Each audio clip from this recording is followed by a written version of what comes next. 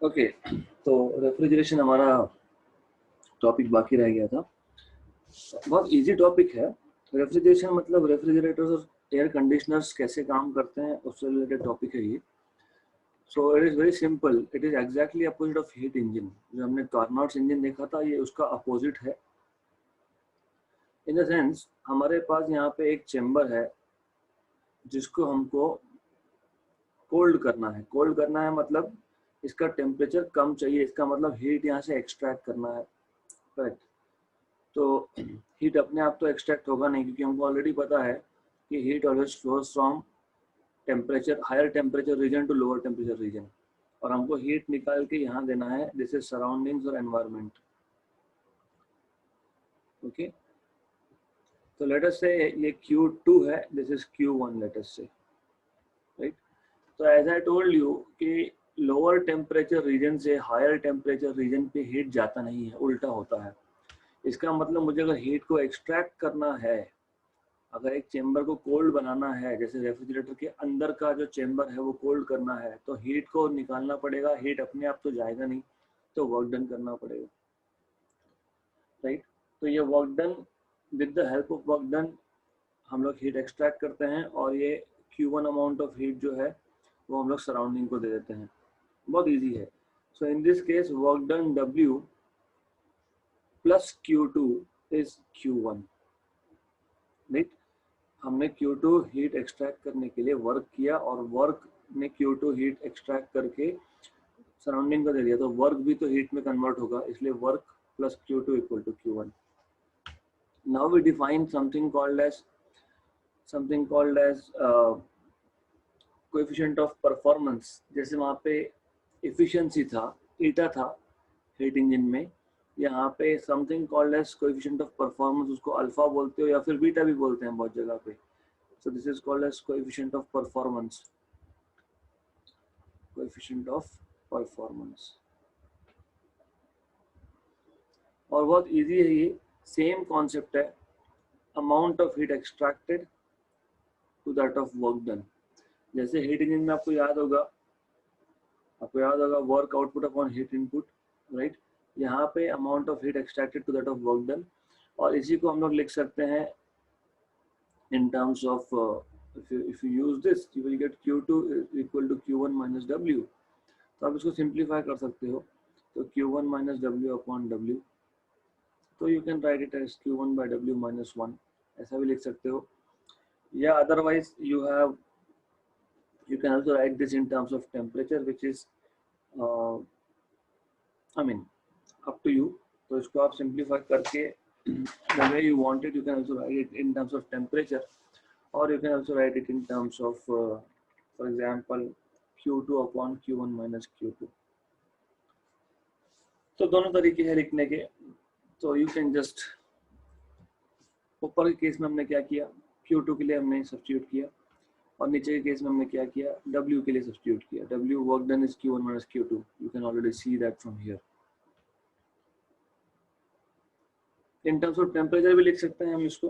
So I don't know if your syllabus covers it और not, but anyways मैं जो example लूंगा वो कवर कर देगा। तो इन शॉर्ट बहुत सिंपल है, रेफ्रिजरेटर क्या है, हीट इंजन का अपोजिट है। मतलब हमको एक चेम्बर, जैसे एयर कंडीशन भी वही है। फॉर एग्जांपल मेरे इस रूम में अगर एयर कंडीशन लगा होता तो क्या उसका यूज क्या था, यहाँ से हीट को एक्सट्रैक्ट करके बाहर एनवायरनमेंट में देना है उसको, राइट। तो अपने आप तो हीट फ्लो नहीं होगा, तो इसके लिए वर्क डन करना पड़ेगा। तो हमने वर्क किया to extract heat from this chamber, इस चेम्बर में से हमको हीट निकालना है, right. And Q2 is the amount of heat that is to be extracted, W is the work done which is required to extract the heat, and work done is also converted to Q1। ये जो amount of heat है W plus Q2 that will go to the surroundings, इतना ही है, nothing more।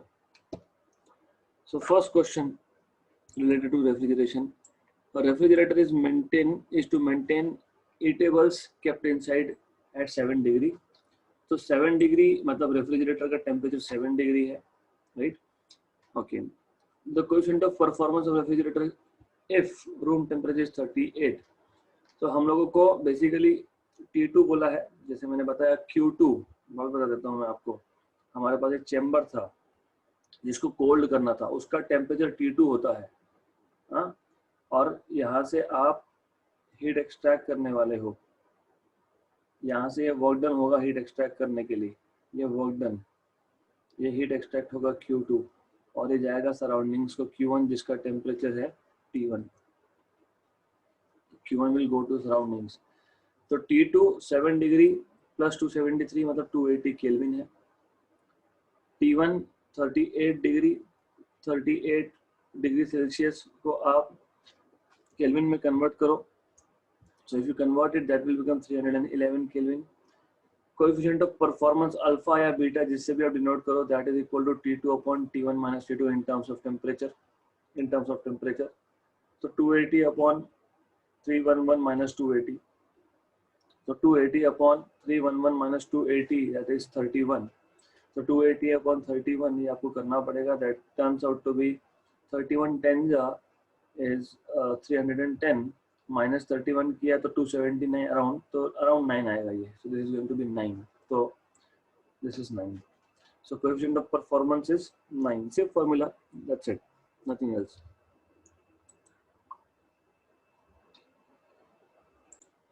Okay, 25th, the coefficient of performance of a refrigerator is 5, operates at a room temperature, the temperature inside the refrigerator is, मतलब room temperature मतलब T1 बताया है आपको 300 kelvin और आपको refrigerator का अंदर का टेम्परेचर पूछा है। Simple, we know that alpha is T2 by T1 minus T2, अभी हमने किया था।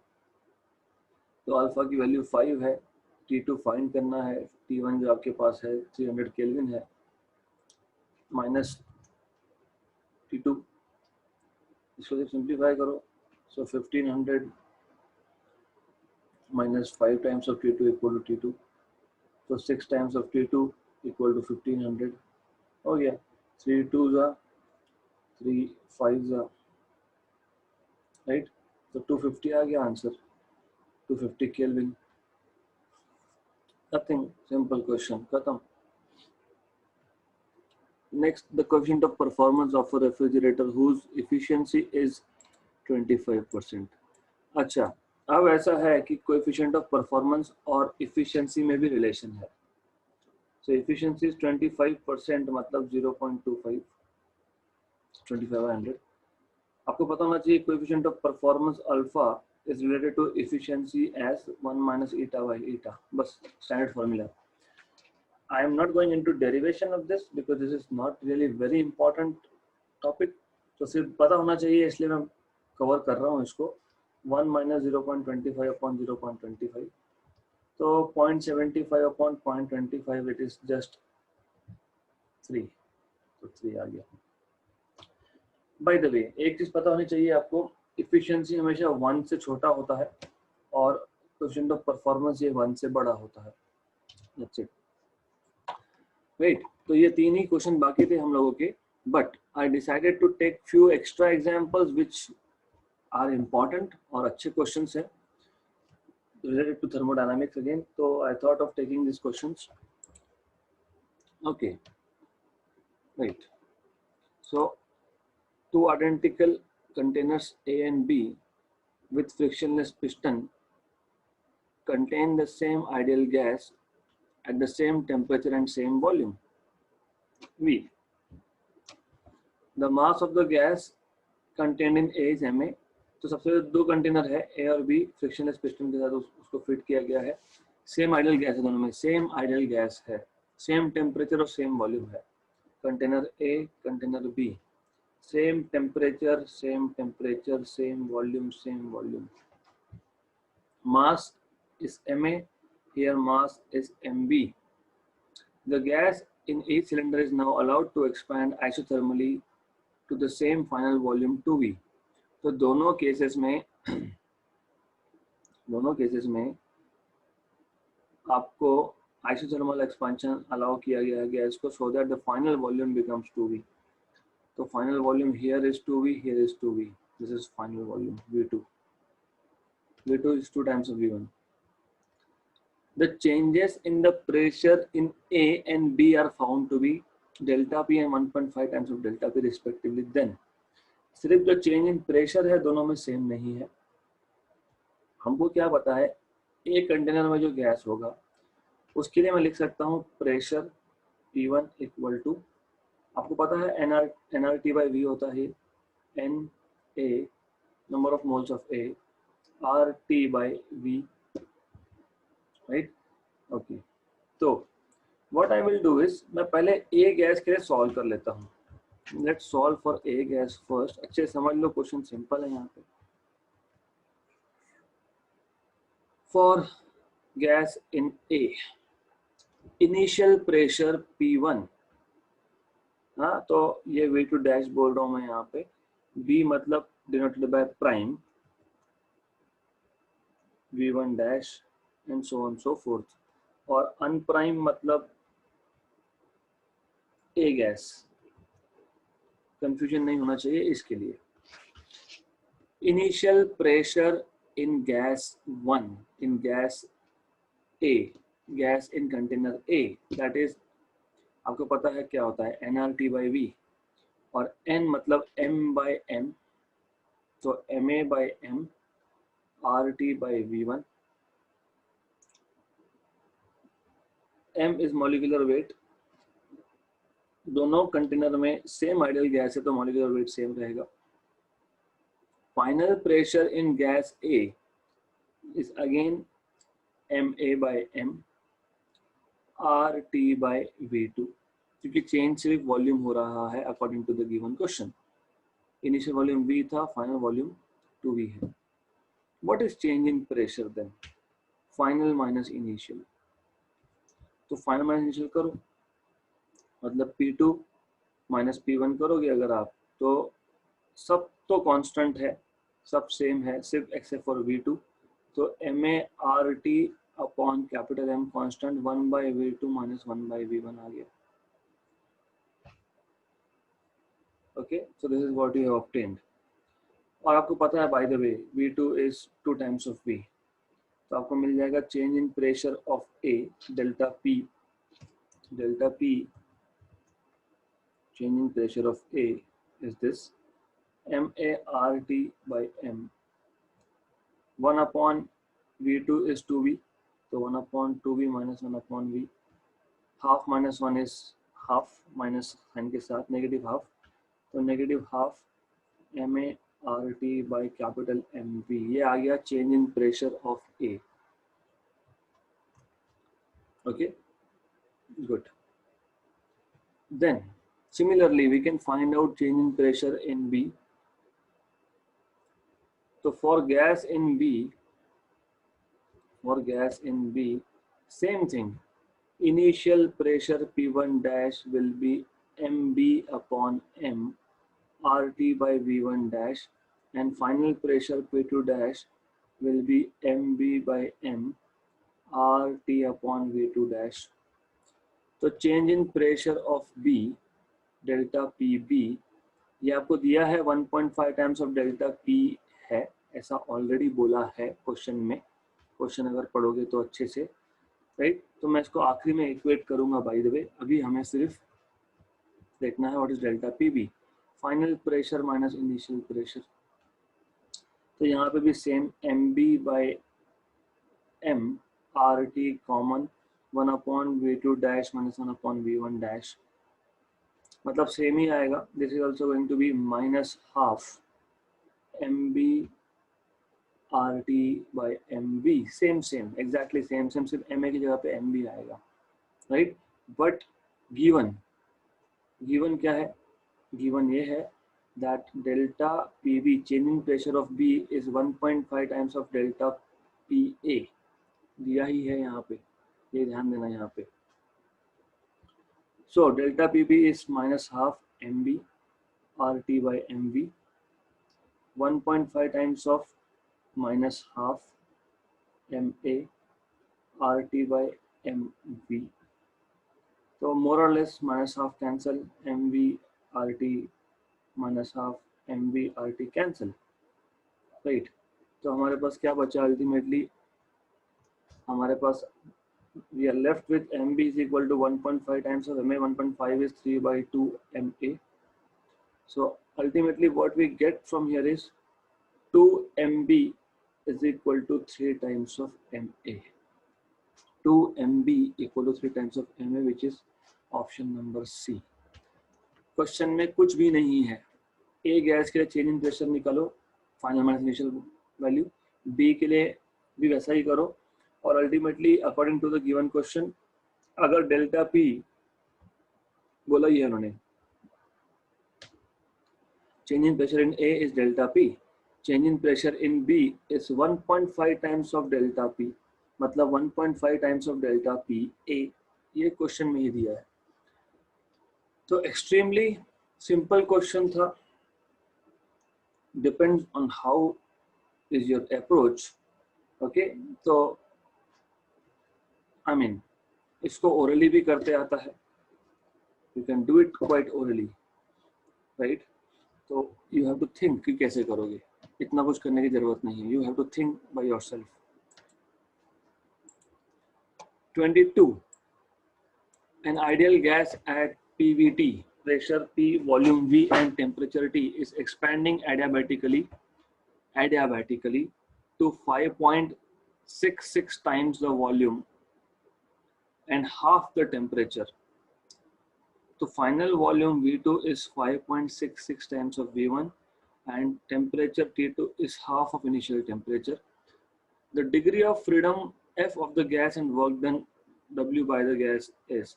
सबसे पहला क्वेश्चन ये है, सबसे पहले हिंट ये है कि जब गैस एक्सपैंड होता है, वॉल्यूम चेंज होता है, तो work done can never be zero. Option A गया. अब ऐसा है कि बी और सी और डी में से अगर मैं डिग्री ऑफ फ्रीडम निकाल लेता हूं, अगर एफ की वैल्यू 5 आ जाती है, तो अभी ऑप्शन डी ही बचता है सिर्फ. तो you just have to find out what is degree of freedom, how much is degree of freedom. Adiabatic expansion के लिए आपको पता होना चाहिए T1 V1 raised to gamma minus 1 equal to T2 V2 raised to gamma minus 2, right? So T2 by T1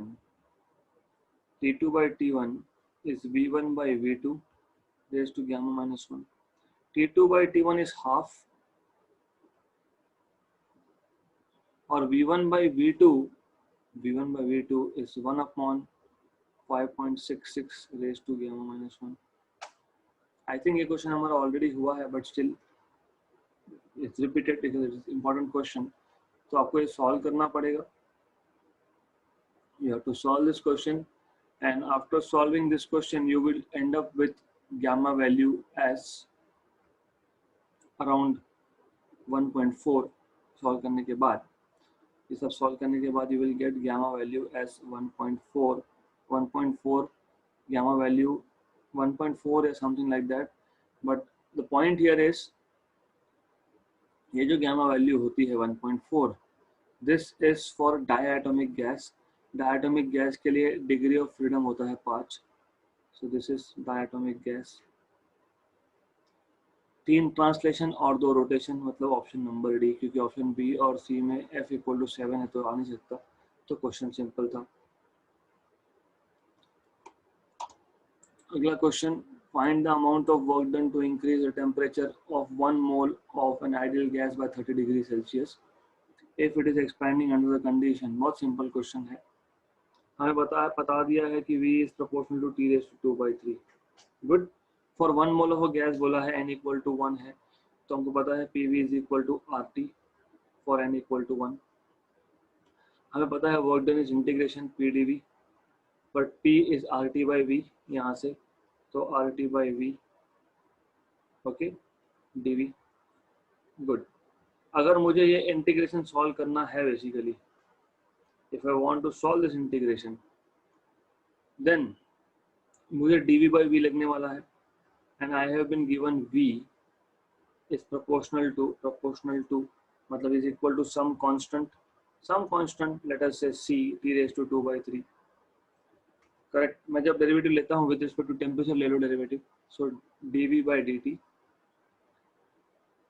C का derivative, C constant है derivative के बाहर, T raised to 2 by 3 का derivative 2 by 3 t raised to 2 by 3 minus 1.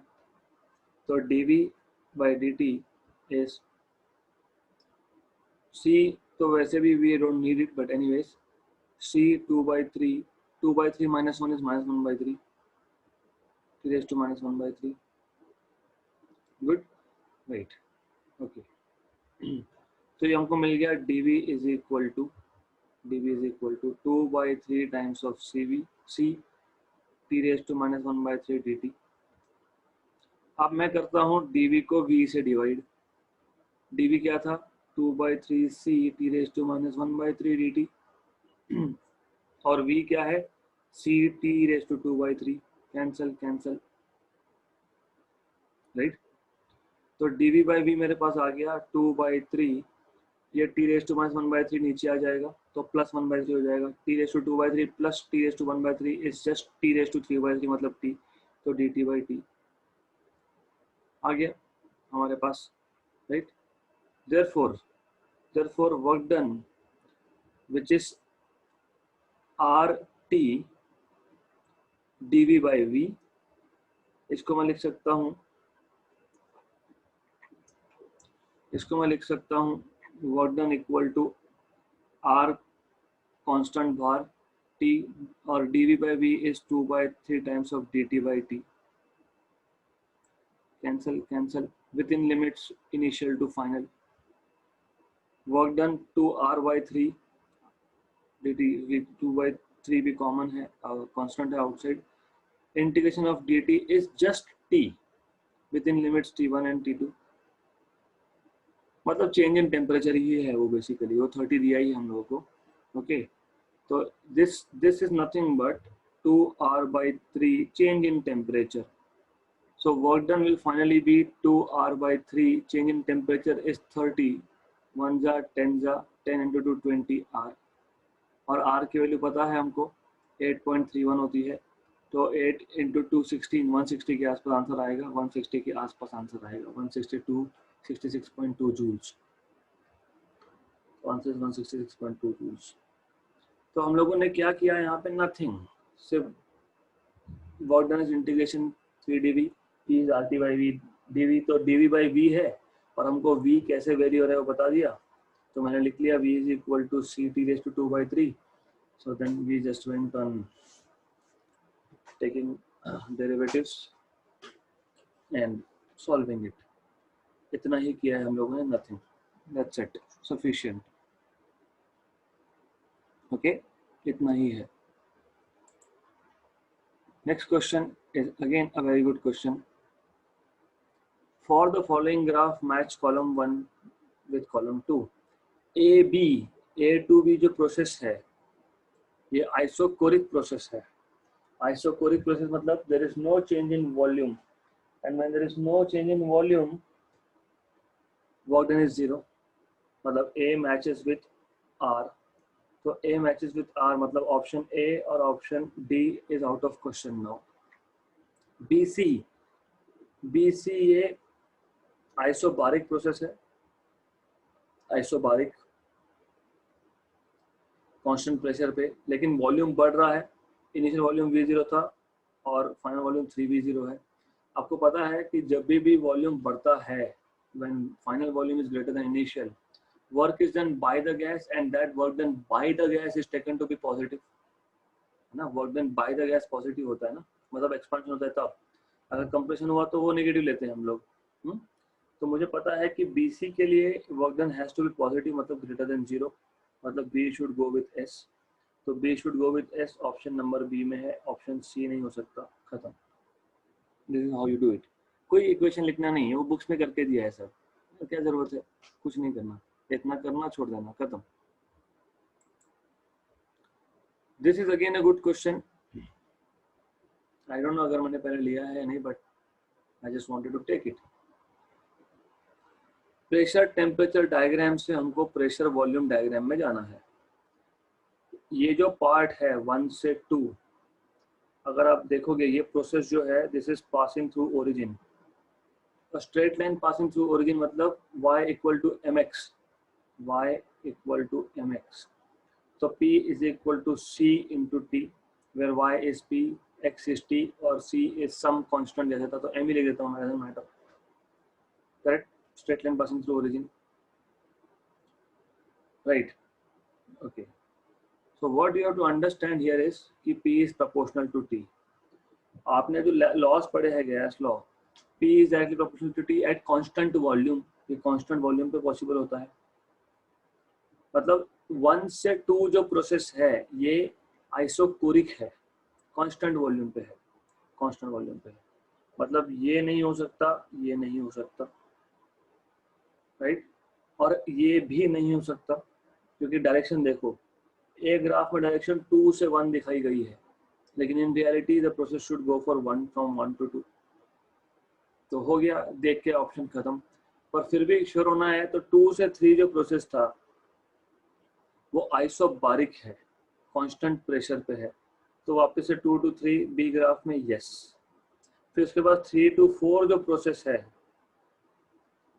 मतलब 3 से 4 जो process है यहाँ पे, राइट, वो भी वापस से P is proportional to T at constant भी आता है, straight line passing through origin होता है, तो राइट है ये भी. फिर 4 to 1 जो है वापस आइसोबारिक है, 4 to 1, तो ऑप्शन नंबर बी. तो पहला ही 1 to 2 ही समझ लिया था तो खत्म हो गया था, देयर वाज नथिंग. ऐसे ऐसे क्वेश्चंस है जो ग्राफ देख के डर जाते हैं students, but it is simple thing, actually simple. All right, so here we mark the end of this chapter topic. I will check कि kinetic theory of gases and radiation and thermodynamics में कुछ और questions लेना जरूरी है क्या. I'll check, अगर जरूरी है तो we'll continue in the next session with those questions. Otherwise, I will just switch to the next topic.